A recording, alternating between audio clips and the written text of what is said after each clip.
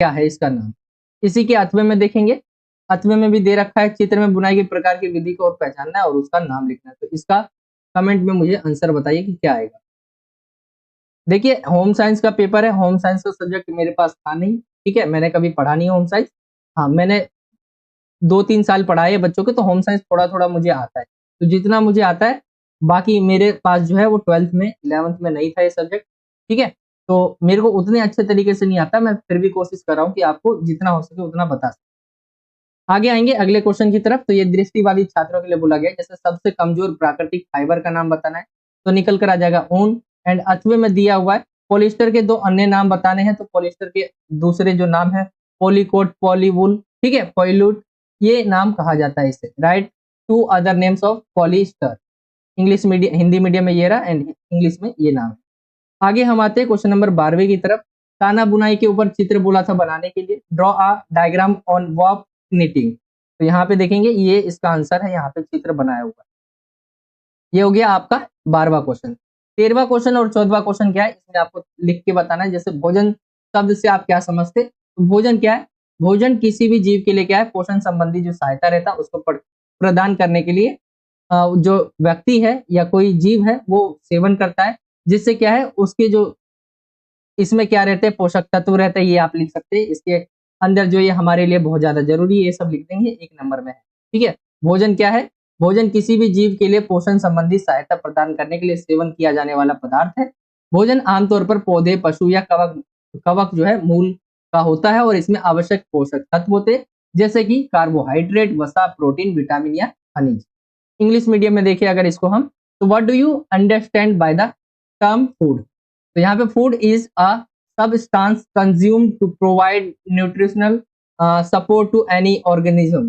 Food is usually to plant, animal or fungal origin and जो है content essential nutrients such as carbohydrate, fats, proteins, vitamins and minerals। ठीक है, ये आप लिख लेंगे इंग्लिश मीडियम में। 14वें क्वेश्चन की तरफ आते हैं। 14वां क्वेश्चन है कपास की कोई 2 विशेषताएं पूछिए। तो कपास देखेंगे, एक तो ये आरामदायक होता है और ये नरम होता है, ठीक है, कपास पहनने में अविश्वसनीय रूप से आरामदायक है।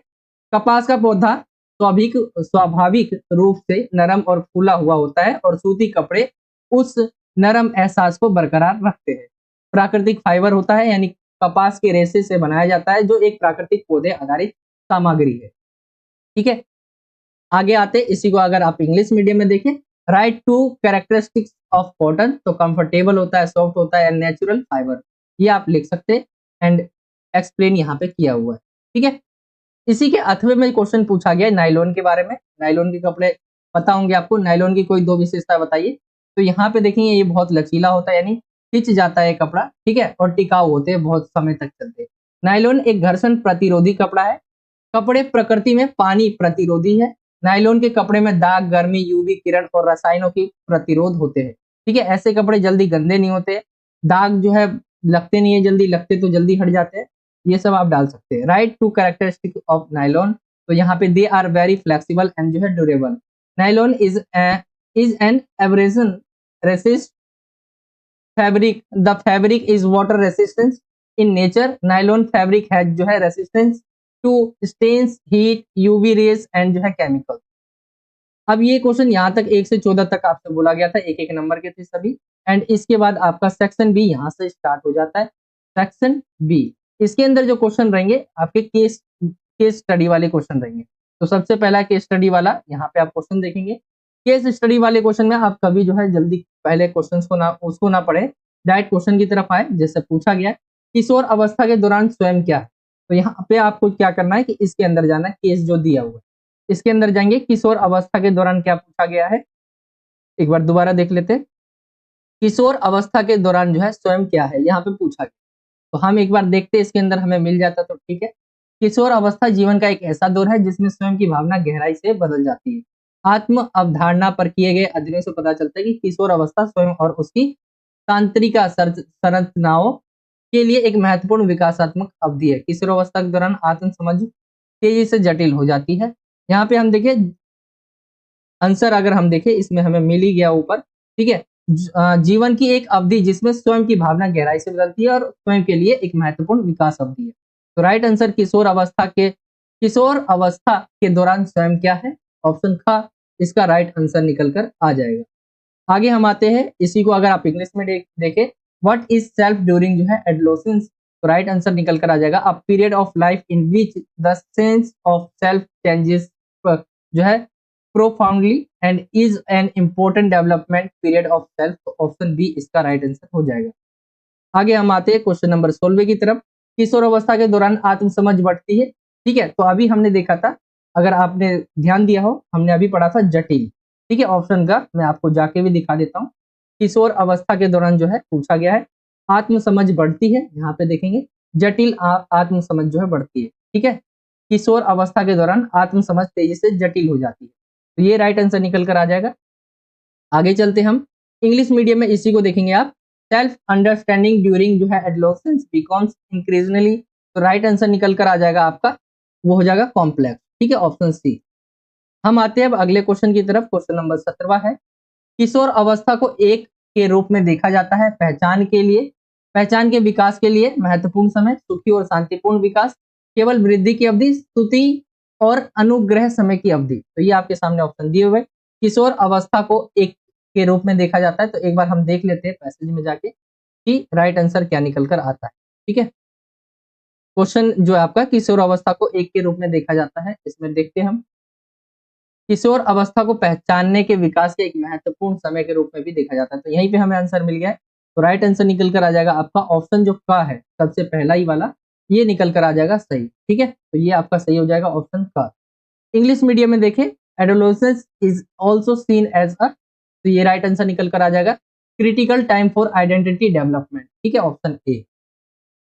आगे हम आते हैं क्वेश्चन नंबर 18वें की तरफ। 18वां क्वेश्चन है, एक जाने माने वैज्ञानिक है, मनोवैज्ञानिक के अनुसार हमारे विकास के प्रत्येक चरण में शैशवावस्था से लेकर वृद्धावस्था तक हमें कुछ ऐसे कार्य करने होते जो हमें विकास के अगले चरण में आगे बढ़ने में सक्षम बनाते हैं। तो ये किसने कहा है? तो वो है right answer Erik H Erikson ने।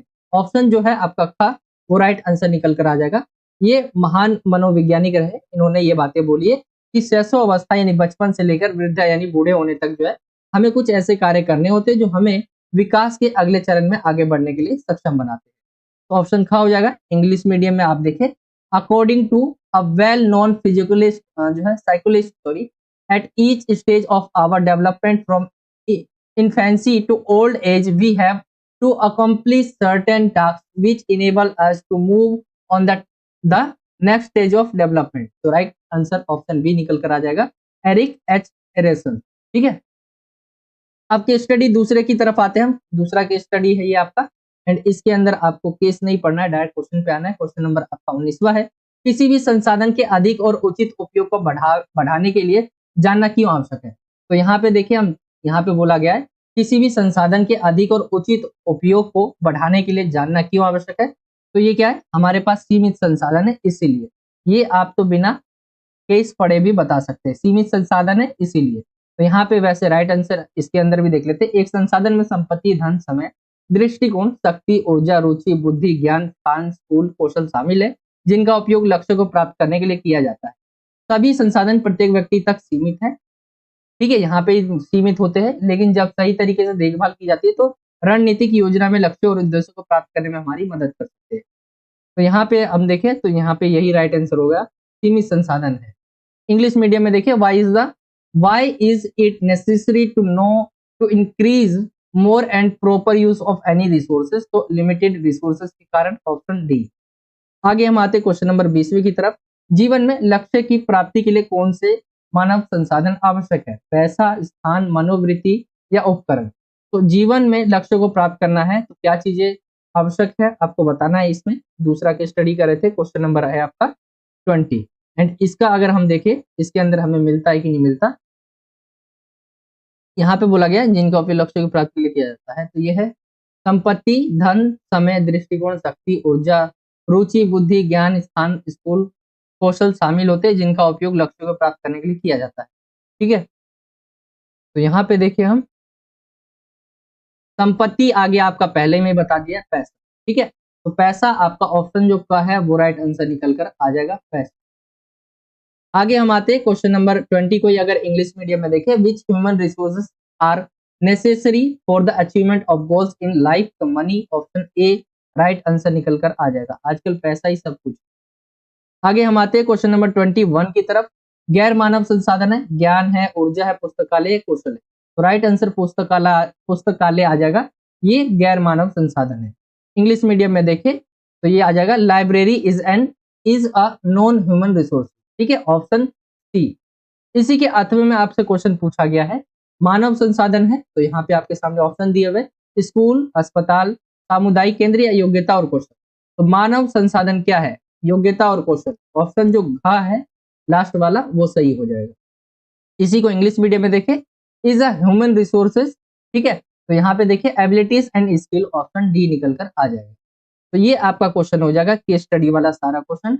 यहाँ तक आपका केस स्टडी वाले क्वेश्चन। आई होप कि आप समझ गए होंगे। यहाँ तक पार्ट 1 रहने देते हैं होम साइंस का। पार्ट 2 के अंदर हम आगे के क्वेश्चंस करेंगे। आई होप आप समझ गए होंगे। ये था आपका क्लास 11th का होम साइंस का पार्ट 1। हमने पेपर जो 1 डिस्कस किया, इसका हमने आज की इस वीडियो में पार्ट 1 किया है। पार्ट 1 यहीं तक रहने देते हैं जो हमने क्वेश्चन डिस्कस किए। पार्ट 2 में आगे के जो क्वेश्चंस रहेंगे वो हम डिस्कस करेंगे। आई होप कि आप सभी को वीडियो अच्छा लगा होगा। ये आपका मिड टर्म के लिए सैम्पल पेपर करवाया जा रहा है, जिसे आप क्वेश्चन पेपर भी कह सकते हैं। ये वही पेपर होगा, मतलब सेम आपका पैटर्न वही होगा। ऐसा नहीं है क्वेश्चंस सारे के सारे सेम उठ के आ जाएंगे। क्वेश्चंस आ सकते हैं लेकिन सेम पेपर नहीं आएगा। ठीक है, तो ये पार्ट 1 था। पार्ट 2 के अंदर हम आगे के क्वेश्चंस को डिस्कस करेंगे और पार्ट 2 का लिंक आपको डिस्क्रिप्शन में मिल जाएगा, तो आप वहां से जरूर देख लेना।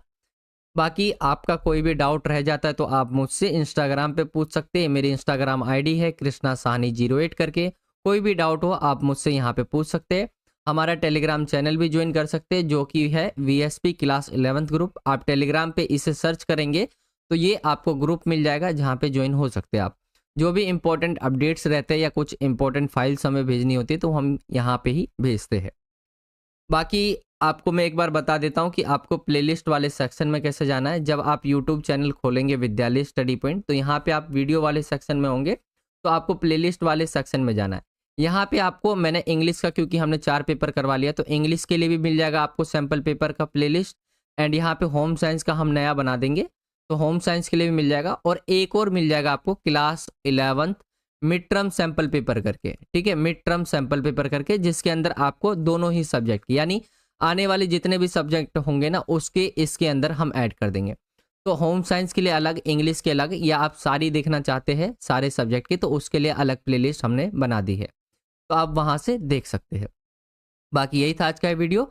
आई होप आप सभी को वीडियो अच्छा लगा होगा। वीडियो अच्छा लगा तो वीडियो को लाइक करना है आपको, एंड चैनल को इस तरह से सब्सक्राइब करना है। आप देख रहे होंगे कुछ इस तरह से सब्सक्राइब यहाँ पे लिखा हुआ है, आपको इस पर क्लिक करना है एंड बेल आइकन निकल के आएगा, तो उसको ऑल पे सेलेक्ट कर लेना। इससे होगा क्या, जब भी हम कोई नई वीडियो डाला करेंगे तो आप तक नोटिफिकेशन पहुंच जाया करेगा और आप हमारी वीडियोस को सबसे पहले देख पाओगे। बाकी वीडियो को लाइक जरूर कर देना, कमेंट करके बताना अगर आपका कोई भी डाउट रहता है, तो वीडियो को शेयर भी जरूर करना। ठीक है, चलिए मिलता हूं आपसे अगली और एक्साइटिंग वीडियो में। जब तक के लिए जय हिंद, जय भारत, वंदे मातरम।